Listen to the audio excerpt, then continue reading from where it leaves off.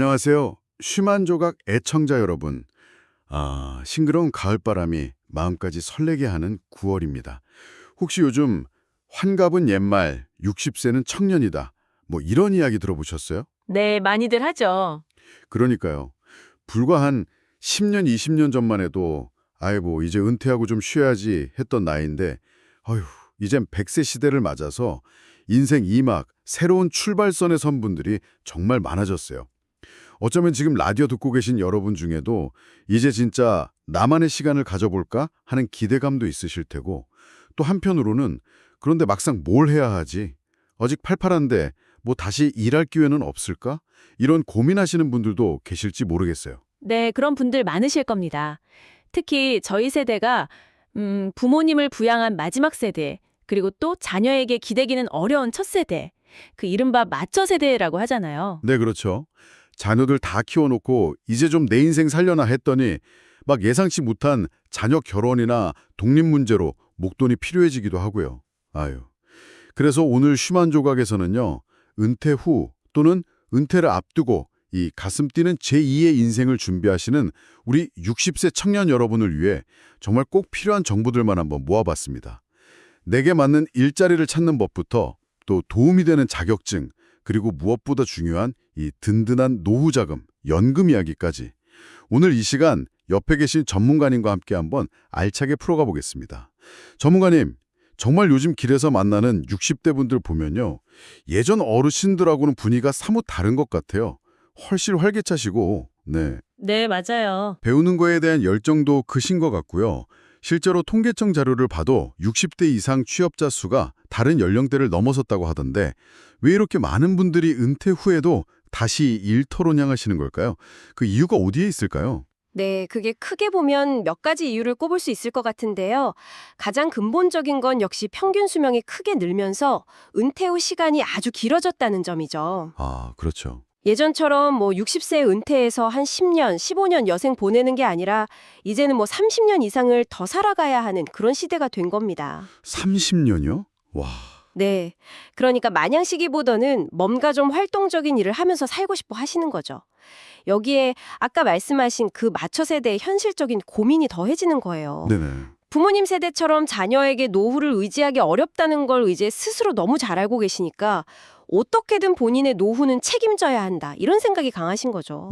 그게 현실이죠. 또 자녀들이 독립하는 과정에서 예상치 못한 어떤 경제적 지원이 필요해지는 경우 이걸 뭐 성인 자녀 리스크라고도 하던데요. 성인 자녀 리스크. 네, 이런 경제적인 필요 때문에 다시 일을 시작하는 경우가 상당히 많습니다. 결국은 오래 살게 된 만큼 돈도 더 필요하고 또 자녀에게는 기댈 수 없으니까 스스로 벌어야 한다는 그런 현실적인 이유가 크군요. 물론입니다. 하지만 꼭 돈 때문만은 아니에요. 일을 한다는 것 자체가 주는 의미도 크거든요. 그렇죠. 규칙적인 생활을 하고 또 사회와 연결되어 있다는 느낌을 받고 자신의 경험이나 능력을 발휘하면서 얻는 성취감, 활력, 이런 비경제적인 가치 때문에 일을 계속하려는 분들도 정말 많습니다. 하긴 집에만 있기보다는 어딘가 좀 소속되어서 사람들과 교류하고 내 역할이 있다는 그 느낌 자체가 삶의 큰 활력소가 될 수 있겠네요. 맞습니다. 그런데 막상 일을 다시 시작하려고 해도 젊었을 때처럼 선택의 폭이 넓지는 않은 게 현실이잖아요. 뭐 주로 보이는 건 경비, 요양, 보호사, 미화 이런 직종이고 임금 수준도 예전 같지 않고요. 이럴 때 좌절하지 않고 내게 맞는 일자리를 좀 더 효과적으로 찾으려면 어떻게 해야 할까요? 맞습니다. 그 주된 직장에서 퇴직하고 재취업하면 임금이 좀 줄거나 비정규직으로 일하게 되는 경우가 많은 건 사실입니다. 네, 그 현실을 인정하는 것에서부터 좀 출발해야 하고요. 하지만 그렇다고 너무 실망하실 필요는 없습니다. 찾아보면 중장년층을 위한 일자리 정보 채널이나 지원기관이 생각보다 잘 갖춰져 있거든요. 정말요? 네, 우선 온라인에서는 5060 세대를 위해서 특별히 만들어진 위즈덤 같은 사이트가 있어요. 위즈덤이요? 네, 글자도 크고 이용하기 쉽게 되어 있어서 그 스마트폰이나 컴퓨터 사용이 좀 익숙치 않은 분들도 비교적 쉽게 일자리 정보를 찾아볼 수 있다는 장점이 있죠. 그거 좋네요. 그리고 정부에서 운영하는 고용24 사이트도 빼놓을 수 없고요. 예전에 그 중장년 워크넷 기능이 통합된 곳인데 다양한 직종의 일자리가 올라옵니다. 고용24. 네, 그리고 서울에 사신다면 서울 50플러스 포털 여기를 꼭 확인해 보세요. 특히 보람 일자리라고 해서 경력이 없어도 사회공헌 차원에서 참여할 수 있는 그런 일자리들이 많습니다. 보람 일자리 이름도 좋네요. 그럼 온라인 플랫폼 말고도 더 찾아볼 곳이 더 있을까요? 그럼요. 의외로 가까운 곳에 기회가 있습니다. 각 지역 교육청 홈페이지에는 그 학교 보안관 같은 채용 공고가 꾸준히 올라오고요. 학교 보안관. 네. 그리고 시청이나 구청, 주민센터 홈페이지, 그리고 나라일터 사이트에도 공공부문 일자리가 나옵니다. 아이돌 봄에 관심 있으시면 지역 가족센터 홈페이지를 살펴보시는 것도 좋고요. 또 당장 정규적인 일이 좀 부담스럽다면 보건복지부나 지자체에서 운영하는 시니어 공공근로처럼 비교적 좀 가벼운 일부터 시작해보는 것도 방법입니다. 네네. 중요한 건 한두 군데만 보지 마시고 이런 다양한 채널들을 꾸준히 살펴보는 것입니다. 그렇군요. 와, 위지덤처럼 중장년 맞춤 서비스가 있다는 것도 반갑고 의외로 교육청이나 구청 홈페이지 같은 공공기관 사이트도 잘 활용해야겠네요. 혹시 이런 일자리를 얻는 데 도움이 되거나 아니면 요즘 중장년층이 많이 도전하시는 자격증 같은 것도 있을까요? 네, 확실히 도움이 되는 자격증들이 있습니다. 그 한국산업인력공단 자료를 보면요. 60대 이상 남성분들은 기술과 관련된 자격증을 많이 취득하세요. 아, 기술 쪽이요? 네. 예를 들어 지게차, 굴착기 같은 건설기계 운전이나 조경, 전기, 방수 기능사 이런 자격증이 인기가 많습니다. 아무래도 기술이 있으면 나이와 상관없이 좀 꾸준히 일할 수 있다는 장점 때문이겠죠. 그렇겠네요. 여성분들의 경우에는 한식조리 기능사나 건축도장 기능사, 그리고 조경 기능사 등이 인기 있고요. 기술 관련 자격증에 꾸준히 인기군요. 그 외에는 어떤 것들이 있을까요? 정년 없이 오랫동안 좀 안정적으로 일할 수 있다는 점에서 공인중개사나 주택관리사도 꾸준히 인기가 있고요. 네. 또 고령화 사회가 되면서 돌봄 수요가 늘어나다 보니까 생활지원사, 사회복지사, 요양보호사 같은 자격증에 대한 관심도 아주 높습니다. 그렇죠. 돌봄 쪽은 정말 수요가 많죠. 네. 그리고 최근에는 좀 새로운 분야에 도전하시는 분들도 늘고 있는데요. 예를 들어서 중대재해처벌법 시행 이후로 수요가 급증한 안전관리사 자격증이라든지, 안전관리사? 네. 또는 숲 해설가 같은 산림 관련 자격증, 네. 그리고 드론 자격증 같은 것들도 주목받고 있습니다. 드론 자격증까지요? 와, 정말 다양한 분야의 자격증이 있네요. 그런데 이런 자격증을 따거나 새로운 기술을 배우려면 아무래도 시간도 들고 비용도 들 텐데요. 특히 경제적으로 좀 부담을 느끼시는 분들도 계실 텐데 혹시 정부나 지자체에서 이런 교육비를 지원해주는 그런 제도가 있을까요? 그거 아주 중요한 질문입니다. 다행히 그런 분들을 위해서 정부 지원 제도가 잘 마련되어 있습니다. 가장 대표적인 것이 바로 국민 내일 배움 카드인데요. 국민 내일 배움 카드요? 네, 이건 정말 꼭 활용해 보시길 권합니다. 그 고용24 웹사이트나 앱을 통해서 신청하시면 1인당 최대 500만 원까지 훈련비를 지원받을 수 있어요. 우와, 500만 원까지요? 그거는 정말 큰 혜택인데요. 그렇죠. 웬만한 자격증 학원비 부담을 크게 덜 수 있는 거죠. 그럼 그 카드를 어디서 어떻게 써야 할지 또 어떤 교육을 받을 수 있는지 알려주는 것도 있나요? 그럼요. 종합적인 지원을 원하시면 고용24 내에 있는 중장년 내일센터를 찾아가시면 됩니다. 중장년 내일센터. 네. 40세 이상이면 누구나 재취업 상담부터 교육 프로그램 안내, 일자리 연계까지 도움을 받을 수 있고요. 서울이나 부산 같은 대도시에 계신다면 50플러스 센터도 아주 좋은 곳입니다. 50플러스 센터. 네. 생애 설계 상담부터 다양한 직무 교류까지 원스톱으로 지원해 주거든요. 물론 살고 계신 지역의 시청이나 구청에서 운영하는 일자리 센터에서도 맞춤형 교육 정보를 얻을 수 있습니다.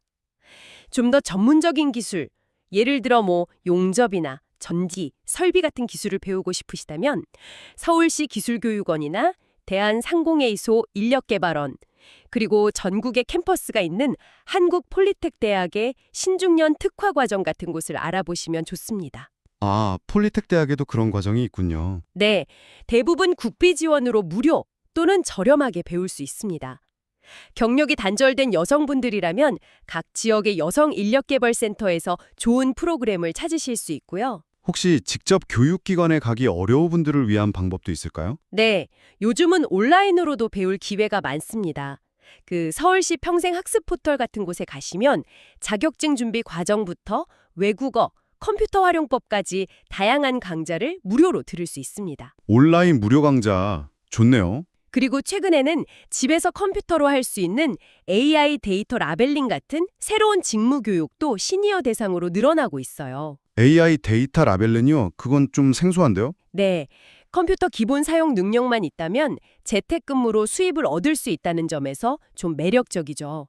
뭐 현명한 은퇴자들 같은 유튜브 채널에서도 이런 정보를 다루기도 하고요. 중요한 건 배우기에 늦은 나이는 없다는 마음으로 이런 지원 제도들을 적극적으로 찾아보고 활용하는 것입니다. 와, 국민 내일 배움 카드부터 시작해서 정말 다양한 교육 지원 제도가 있군요. 게다가 집에서 할 수 있는 AI 관련 일까지 시대 변화에 맞춰서 새로운 기회들도 생겨나고 있다는 점이 참 인상 깊습니다. 자, 이렇게 일자리를 찾고 새로운 기술을 배우는 것도 중요하지만 성공적으로 인생 2막을 시작하기 위해서 마음가짐이나 어떤 현실적인 조언도 필요할 것 같아요.